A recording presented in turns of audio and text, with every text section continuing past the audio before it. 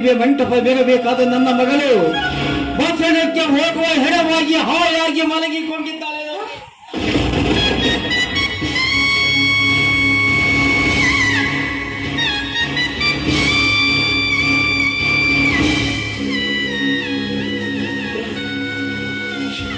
ಏನಿದೆ ಅನಾಹುತ? ಯಾರು ತೊಂದರೆ ಮಾಡ್ಕೊಳ್ಳೋದು ಅನಾಹುತ? ಅಲ್ಲಿಂದ ನಿನ್ನ ಮಗಳು ಆತ್ಮಹತ್ಯೆ ಮಾಡ್ಕೊಳ್ತಕ್ಕಂಥ ಆಪತ್ತಿ ಬಂದಿತ್ತು. ಅಂತ ಏನು ಅವಮಾನ ಆಗಿತ್ತು ಅಂತ ಆತ್ಮಹತ್ಯೆ ಮಾಡ್ಕೊಂಡು? ಆಪತ್ತು ಅವಮಾನಗಳನ್ನ ಎಂದು ತಂದುಕೊಂಡವಳಲ್ಲ ನನ್ನ ಮಗಳು. ನನ್ನ ಮಗಳಿಗೆ ಆಪತ್ತು ತಂದೊಡ್ಡಿ ಅವಳ ಶೀಲಗೆಡಿಸಿ ಇಲ್ಲಿಂದ ಪರವರಿಯಾಗಿ ಹೋಗುತ್ತಾನೆ ಅಪ್ಪಿ. ನಿನ್ನ ಮಗಳು ಈ ಸಾವಿಗೆ ಕಾರಣ ಆಗಿರ್ತಕ್ಕಂಥ ಆ ಕುಲಪಾತಕ್ಕೆ ಯಾರು? ಆ ಚಾಂಡಾಲ ಯಾರು? ಹೇಳ್ತೀನಿ. ಆದರೆ ಅದನ್ನು ಕೇಳುವ ತಾಳ್ಮೆ ಧೈರ್ಯ ನಿಮ್ಮಲ್ಲಿದೆಯಾದಣೆ. ನೀನು ಹೇಳ್ತಾರೆ ಮಾತು ಯಾರದು? ನನ್ನ ಮಗಳ ಸಾವಿಗೆ ಯಾರು ಕಾರಣಗಲ್ಲ. ನಿಮ್ಮ ಉದರದಲ್ಲಿ ಜನಿಸಿ ಬಂದಿರುವ ನಿಮ್ಮ ಮಗ.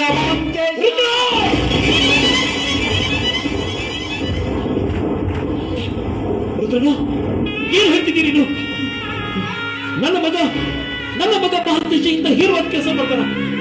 ರುದ್ರಣ್ಣ, ತಮಾಷೆಗೆ ಮಾತು ಮಾತಾಡ್ಬೇಡ. ನಾನು ಇದನ್ನು ನಂಬಲ್ಲ. ಯಾವ ನನ್ನ ಮಗಳು ಬರೆದಿದ್ದ ಪತ್ರವಿದು.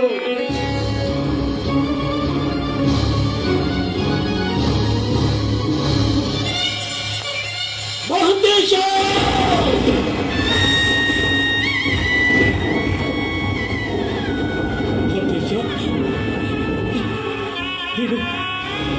ಶಿವಶರಣರ ಮಠದಲ್ಲಿ ಬೆಳೆದರೆ ಕಿಡಿ ಅಂತ ತಿಳ್ಕೊಂಡಿದ್ದೇನೆ. ಹಸಿ ಮಾಂಸ ಕುಕ್ಕಿ ತಿನ್ನುವ ರಣ ಹತ್ಯೆ ಆಗ್ತಿ ಅಂತ ನಾನು ಕನಸು ಮಾಡಿಸಲು.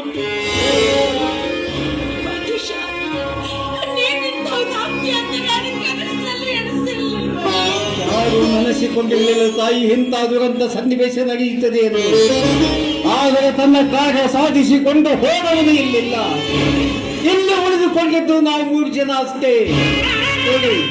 ನನ್ನ ಮಗಳ ಶವವನ್ನು ನೋಡಿ ಸಂತೋಷ ಪಡಿ, ತೃಪ್ತಿ ಪಡಿ. ನಿಮ್ಮ ಮನೆಯಲ್ಲಿ ನಿಷ್ಠೆಯಿಂದ ಜೀವನ ಪರ್ಯಂತ ಉಳಿದಿದ್ದಕ್ಕೆ ಇವತ್ತು ನನಗೆ ಸಿಕ್ಕ ಪ್ರತಿಫಲವಿದು. ನಾನು ನಿಮ್ಮನ್ನ ಏನಂತ ಕರಿಬೇಕು? ಊಟಕ್ಕೆ ಅನ್ನ ಕೊಟ್ಟು ಕಸಿದುಕೊಳ್ಳುವ ತಾಯಿ ಗಂಡು ಅಂತ ಕರಿಬೇಕಾಗಿ.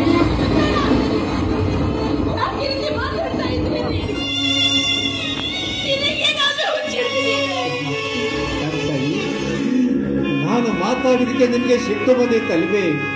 ಹಾಗಿದ್ರೆ ನಿಮ್ಮ ಮಗ ಮಾಂತೇಶ ಮಾಡಿದ ತಪ್ಪು ನಿಮಗೆ ಒಪ್ಪಿಗೆ ಆಗಿರಬೇಕಲ್ವೇ?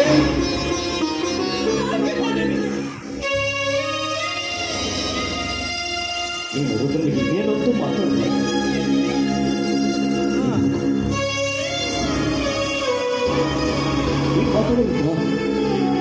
ನಿನ್ನ ಮನಸ್ಸಿಗೆ ತೃಪ್ತಿಯಾದ ತನಕ ಮಾತಾಡು.